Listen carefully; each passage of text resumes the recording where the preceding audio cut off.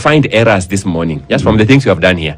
I'll find that there are protocols laid down by this organization that if I were technical, I'll pick one or two that you have already breached. That's not a ground for removing you from office. There could be just internal memos that can be circulated here to tell you how we can do things better. Or just peer meetings among yourselves to review each other after this meeting. To say, no, tomorrow we are going to do things differently. By the time we come to terminating your services here, you must be incorrigible. That's the point that we are making. So we, as the governor's team, didn't think that the assembly had proved incorrigibility. Fortunately for us, the Senate agreed with us. Okay. Yes. I like this word. Yes. Incorrigible. Yes. What is it? Yeah, you are beyond repair by the conventional, lesser restrictive methods. You can't be repaired by those ones. You have shown put it in Lake Israeli Kwisha. So then, based on that, yes. Are you essentially saying that the motions of impeachment that we've seen wielded, the last 14, yes, then essentially is akin to using a sledgehammer to kill a mosquito? Out of the 14 impeachments that have reached the Senate, we're talking about those that have reached the Senate. Yeah. The ones that have been attempted at county government level, I think I lost count. Yeah, quite a number. Yeah, there are quite a number. I suspect every county assembly throws some impeachment threat at a governor at some point in time. But the ones that have reached Senate were 14. Out of those 14, only 3 have been approved by Senate. 11 have not been approved by Senate. They have failed the standard. There are other perspectives I will reflect on as we get along. But we discovered Senate has 2 options when you present an impeachment motion before it. One, it can subject the matter to an investigation by an 11-member committee. Or 2, it can investigate the matter as a whole house. Before Kawira, there had been 13 impeachment attempts at Senate. Out of those 13, 3 had been considered by the whole house, and 10 had been sent to the committees. All the 10 that were sent to the committee stage never saw the light of day. They were disapproved. The 3 that had been considered by the whole house had been approved, which is why we were a bit apprehensive. Those of you who are soccer fans, statistics count. When the Senate approved a consideration by the whole house, of course, that statistic was against the governor because of previous history. But again, as a person in the position I occupied, is you marshal your team and tell them, you know what, we have a role to play. Our role is to make the best case possible out of the situation. Then the decision maker is somebody else. Never give up. Never give up. However, this body called the Senate, all right, as it's getting the report from the county assembly and being told this is what the county assembly has brought forth as charges for impeaching a certain governor. What is their role? Is theirs just simply a political role, or do they have some legal mandate? Yes. Fortunately for us, a number of matters involving impeachments of governors have found their way through the courts.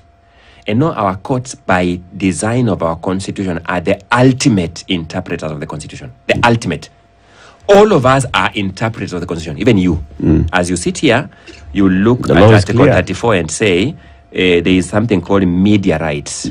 What are my rights within this framework? You are interpreting it, but your interpretation is not ultimate.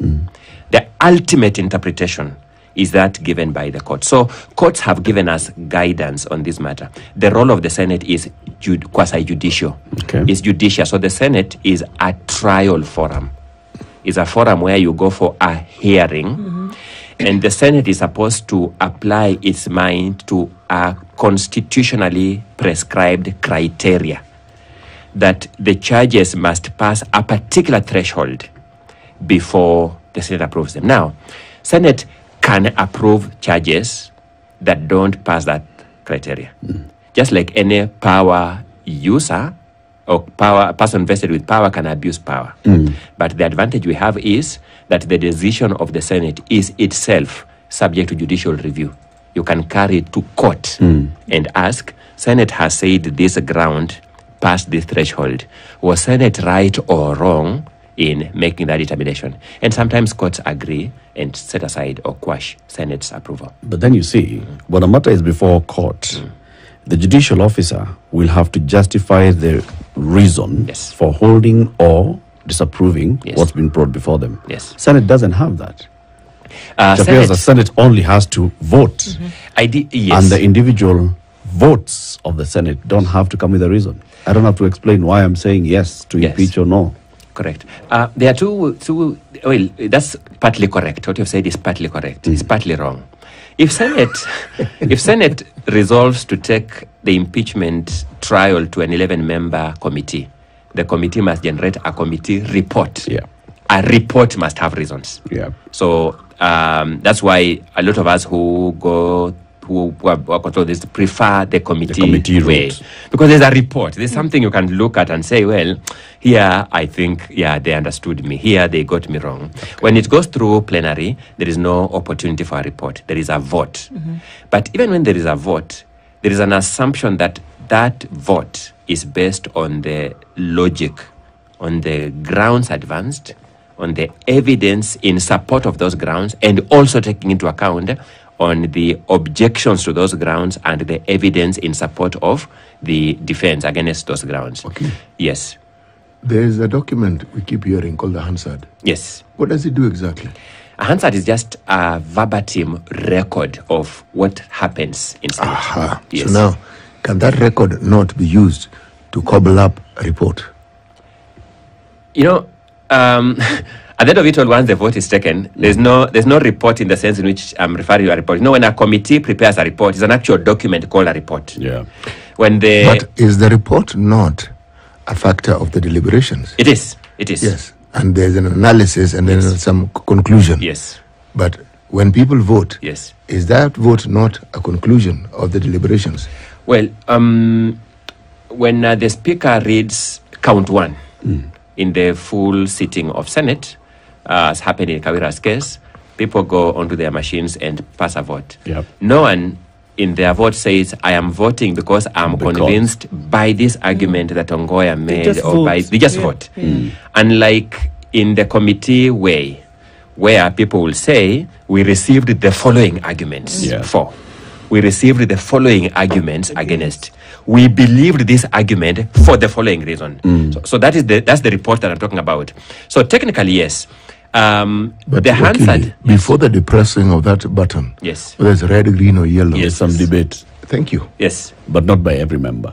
Yes, yes. But it is by choice. I mean, are members prohibited from proferring an opinion? They are not. They are not prohibited in the sense in which you use it, but because of time constraints, they could be. There are people who can not catch the speaker's eye. Yes, that's it. Or even if you catch the speaker's eye, but there are so many people, because nowadays it's technology, and he picks the first 5, and the rest of the 42 of you didn't get a chance. That's as far as it goes. Unlike the committee where you actually retreat, you are booked somewhere where you deliberate. Your only business to deliberate, where everybody will have their voice heard. You generate a draft report, people reread it to confirm that no, we can correct there and so forth. After the time they come up with a formal report. So I still suggest that we need to reconsider. Yes. Allow me. Forgive me. I keep interrupting you. Yes. This time that isn't enough. Yes. How can it be increased? Because we're saying there's only time for 5. Yes. Can we increase this time so that at least... We can. If you followed my final submissions in Kawira Mwangaza's case, I proposed a reform of the rules of the House so that we have more time. First, that time is there in the standing orders of the House, and Parliament can amend the standing orders at any time. Number 2, the advantage we have is that we have now tested this thing. You know, when you make rules in abstract, you may think 2 days, 3 days are adequate. This time round, by the way, things were made worse. We were supposed to have 3 days before Senate. On the 3rd day coincided with the President's address to the Joint Parliament. So it was removed. So what we were supposed to do in 3 days was squeezed in 2 days. Now again, you see, those are circumstances beyond your control. It just coincided with the 2 events. And they are both important events. The law prescribes from the time the impeachment by the county assembly happens, the flow of events up to the time the Senate finishes its proceedings. On the other hand, the Constitution provides the President's address to the joint sitting of Parliament, and the 2 coincided. And therefore, they had to remove 1 day. And therefore, that time can be increased by parliamentary interventions. We are hoping that the senators who are directly affected because their voice was not heard are in a vantage position. to propose amendments to the standing orders of the House so that time is enhanced. We're also hoping that those of us, I sitting here, one of them, you'll exercise our power to petition Parliament and say, look, we have now tested this process of yours and it's punitive. Let us see how we can enhance how this else time. we can do this. Yes. 26 minutes to 8. We're taking this break now. Elisha Ongoya is a lawyer, an advocate of the High Court, a senior lecturer at the Kabarak University. He was in the Kawira Mwangaza defense team in the Senate. He's here giving us his experience from constitutional law and his understanding of the law, and also his experience with this particular impeachment, how impeachment's been conducted in this country. Wakili, Kiwi. You don't need to remind you or to even introduce Kiwi to you. You know Kiwi. Tangu utotoni. Yes. And you know what Kiwi does. Now, this particular tin of Kiwi, you see it has a starburst, it has some beautiful marembesho here. This one is because there's a particular promotion going on. Okay. Go buy Kiwi.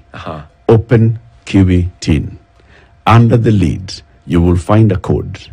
This code, come to the starburst. Follow the instructions. It will tell you dial *459*5#. Then you'll insert that code.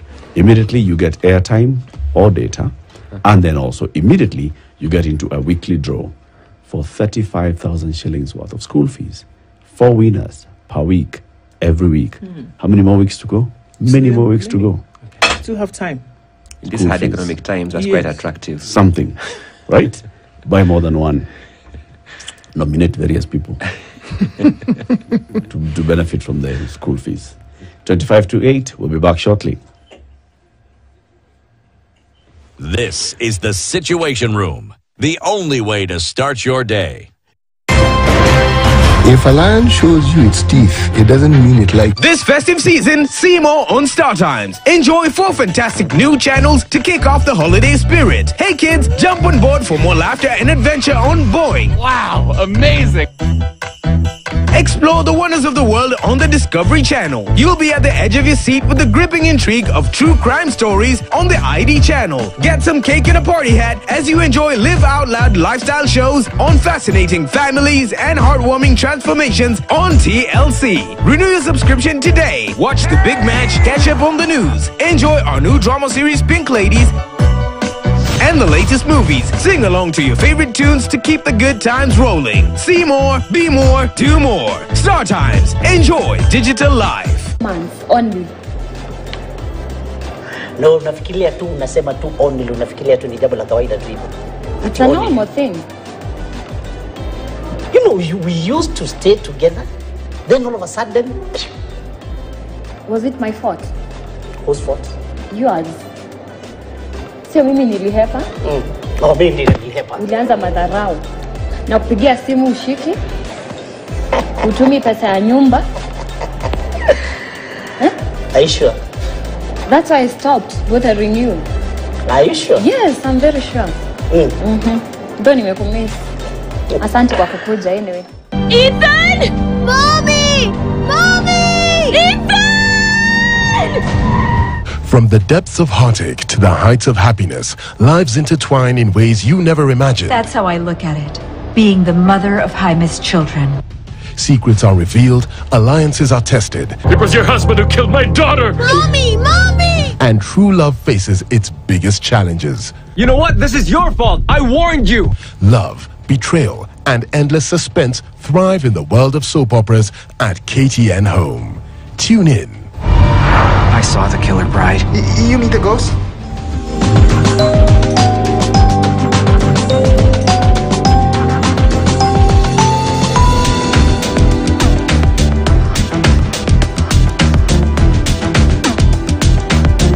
With Glovo, you've got the city at your fingertips.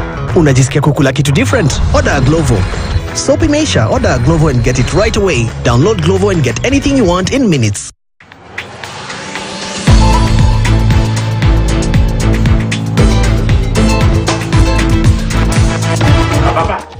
Hiko leo umetoa hii tabia wapi? Unanisukuma, ndio? Unapeleka ujinga mbali, unasikia? Sina mimi unanisukuma. Unacheza asubuhi na wewe unijui, ndio? Hii kijana ameletea mimi mwasara. Baba, unakuja kukochoa kwa mlango yangu. Amenimess. Sasa nataka uniambie utalipa ama mimi nichukue hatua. Hapa ndio kole. Hapa ndio kole. Gonga na hii, gonga na hii. Sika gonga na hii. Hapa ndio kole. up your life. Mature, intelligent talk every morning. Spice up yourself.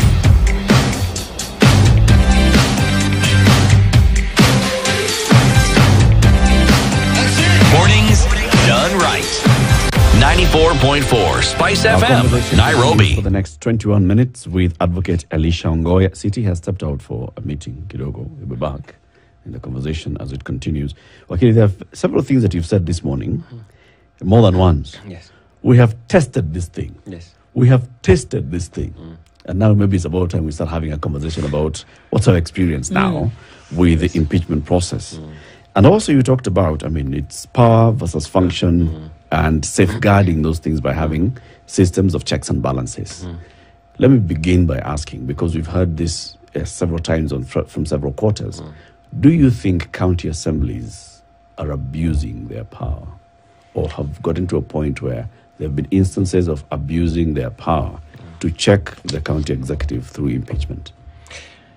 Yes. There's an old French philosopher called Baron de Montesquieu who taught us that constant experience teaches us that every person vested with power is apt to abuse that power and to carry on with that abuse until they are met with checks.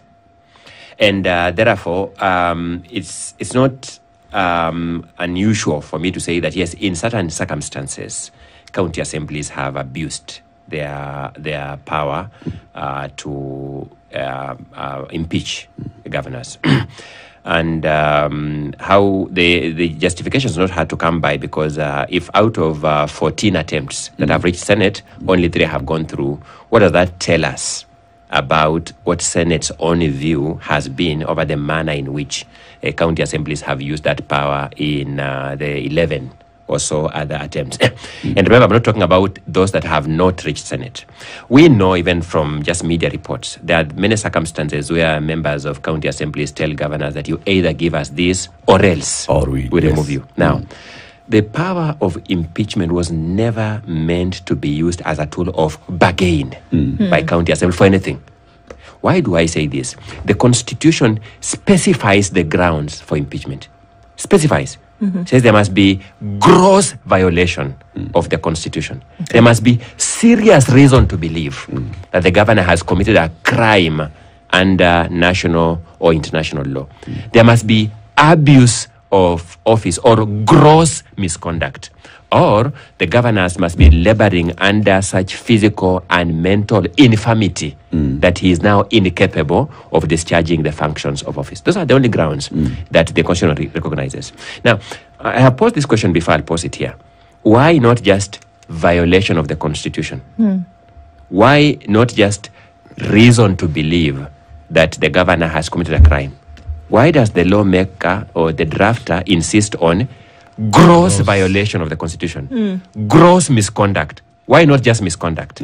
It tells you that the framer of the law begins by appreciating that to assume the office of governor, to go to that office, is serious business. First, it is exercise of the people's sovereignty as specified in Article 1 of the Constitution. And that exercise of people's power should not be easily interfered with by delegates. So that if a delegate has to step in, and by delegates I mean members of the Senate and members of county assemblies who exercise delegated power from the people, it must be a higher threshold, because they are undoing an act of the people, a sovereign act. It should not be done easily. So if you come across circumstances where members of county assemblies say, we are broke, and we want you, the governor, to give us a retreat so that we can get per diems. Then the governor says, no, I have no money for a retreat. Then we are going to impeach you. That clearly is never the intention of the drafter of this law. And where those kind of things have happened, that clearly has been abuse. Does that make this power unnecessary? No. The power remains innocent. The power is an important safeguard in our constitutional architecture. So the power must remain. But I keep reminding Kenyans this, and I'll remind you in this studio and other Kenyans out there, that the law is not an answer to all our problems. No? The answer to a bulk of our problems just lies in good manners. Let's just also get good-mannered people in the correct spaces. Life will be more palatable. Well, that's interesting that you say that. Yes. Because members of the County Assembly then would argue, and not just in the case of Meru, but other parts where an impeachment motion then has been suggested or preferred, that these bad manners that you speak of then comes out in full glow, public display, and it is for that reason that they feel it would then meet the threshold then envisaged by the Constitution. Does that play a role? Because if we're talking about the law and we're talking about just good behavior, good behavior, or that office demands a threshold for good behavior. Correct. And for them, they see, well, the behavior then that you exhibit is not what that position has demanded over and over and over again. Correct. And then because of that, we see no option but to then suggest a motion for impeachment. That's exactly what the question anticipates. The question is, if you are ill-mannered and your ill manners become egregious, then they reach the level of gross violation of the Constitution, gross misconduct. So that's what the law anticipates, actually. But in these circumstances where people are using it as a bargain, it's actually those bargainers who are ill-mannered. Then they say, okay, we are going to clothe our ill manners by an aura of constitutional argument and say you have abused office or you have grossly violated the Constitution and we are going to impeach you.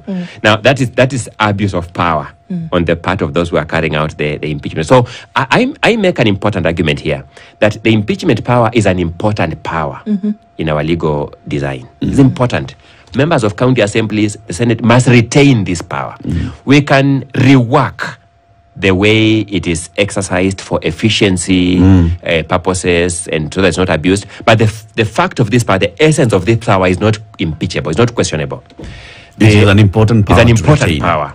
The only thing we need to constantly be on the lookout for is potential abuse of this power. There's something those of us who teach constitutional law insist to our students, that in a democracy, the law, what the law provides in its text is just an architectural plan. An architectural plan is not a building. However beautiful it looks, it's actually useless in itself. It's just a piece of paper. The real guarantee of the ambience that this architectural plan provides is something we call eternal vigilance. The people's consistent being on the lookout so that they guard against that abuse. That is the guarantee. That is the real bond that the people have for good governance and good government. So, yes, just to come back to your question, there have been instances when members of county assemblies have abused this power. Fortunately, because of the two-tier impeachment process, where the county assembly has to approve the motion and then the Senate has to relook at it, there has been power, checking power, which is what I told you earlier. Is it fortunate or unfortunate? Because there are those that would argue that then also the Senate has abused its power and privilege. Yes. By just completely disregarding any form of logical argument that's been brought before it and just going by political decisions. Certainly, there have been or those other inducements. Yes, there have been those instances. I mean, I have reviewed, in the preparation for this case, I reviewed the impeachment process for a gentleman called Waititu. You may like him or hate him, but I can assure you that if you subject his impeachment to a rigorous scrutiny, there is more than meets the eye. You look at it and you keep saying, I've invested quite a bit of years in studying this branch of learning, and therefore when I subject to that test, it's not a casual subjection I'm giving it.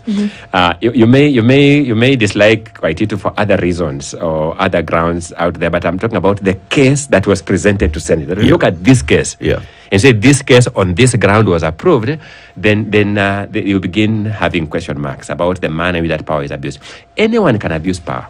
I began by pointing this out to you, the lessons I gathered from Professor J.B. Ojuang, that this thing of saying, no, let's remove power from this office is naive.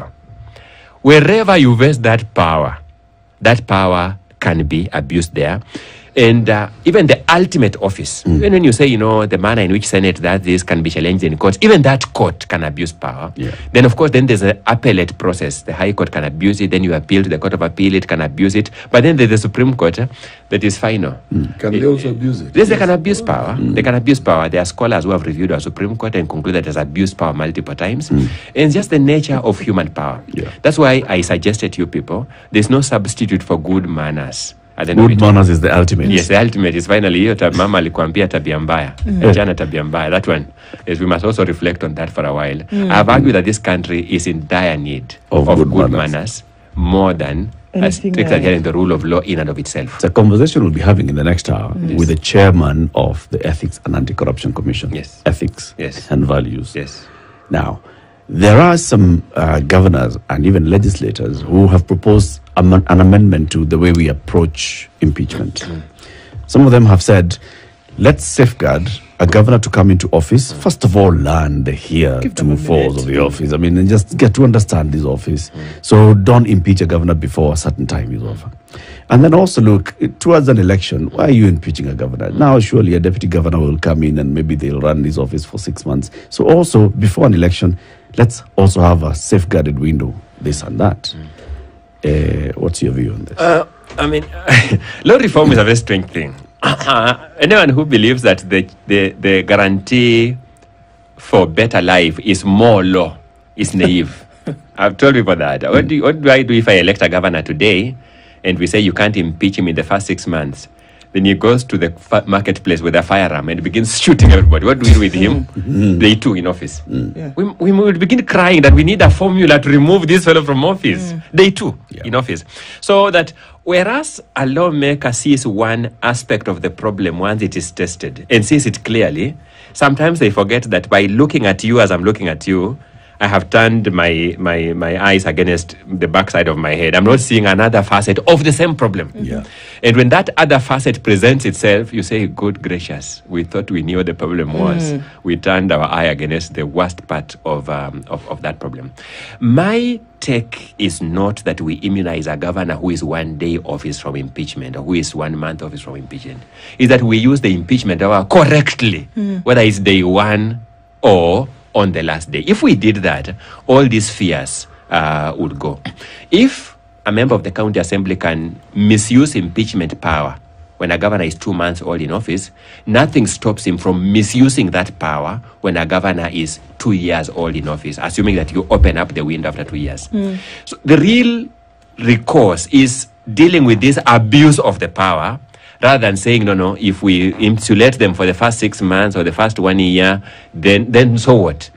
The abuse of that power will start once you open the gates after the lapse of that 1 year, and that is not very beneficial. I insist, there's no substitute for good manners. For good manners. We elect our governors, we elect our MCS, our MPs to exercise power correctly. More often than not, they honor that requirement in breach. So there's something you're not saying, Elisha. So in these cases, the argument is not whether or not this individual did the thing that they have been accused of. That's not the argument. The argument here is whether these charges met the threshold then, and whether this impeachment as a power then is being abused. It is not whether there is a case on whether the road was named after whom, because these are the things that were brought. It is not whether indeed money was lost or not. You're not arguing that, because that could be a totally different thing if it actually did happen. What you're saying is that this is the measure. It has not reached here, and it should not be at this impeachment process. If those things did take place, use other avenues to challenge that. But this impeachment, again, coming to the fact that it's being abused for what it can actually do. Because I think there's a confusion there, that we seem to say, well, if it is alleged that somebody has done 1, 2, 3, up until 7, that was a number of counts, the fear is that, okay, how are we ever going to get this person possibly charged and or punished for this thing?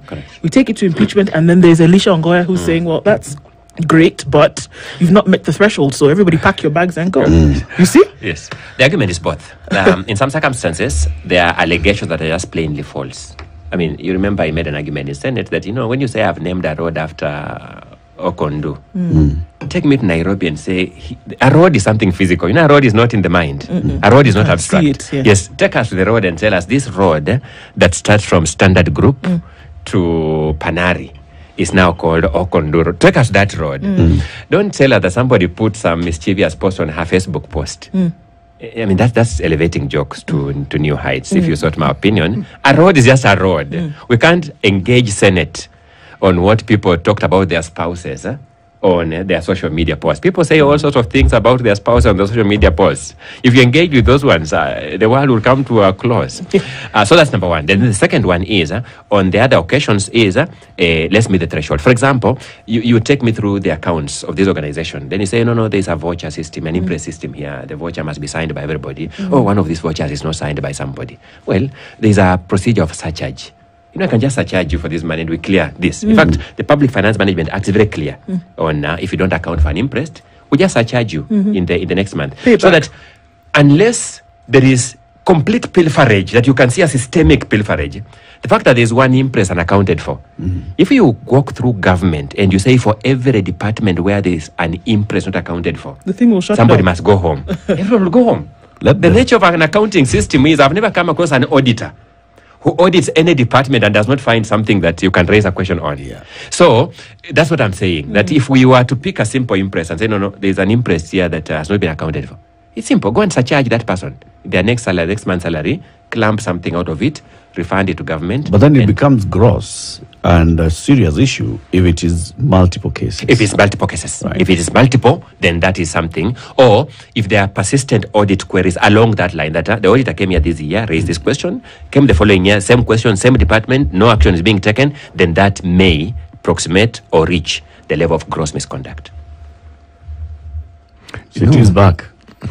You know, I'm listening to what I'm referring to as this legal presentation, and it's actually very interesting because now, at least on this matter of impeachment, we've actually addressed the law regarding impeachment. Not what somebody thinks, not what they would like, not even, and what they presented, yes, but through the lenses and through the microscope of what the law actually says about these things. But the thing that I like the most is the law in and of itself, without the practice and the vigilant observation of its practice, then it's exactly of no use to us. Correct. Because when we are not vigilant, it's like we ourselves are colluding with the forces that are bent on ensuring that law doesn't do what it's intended to do.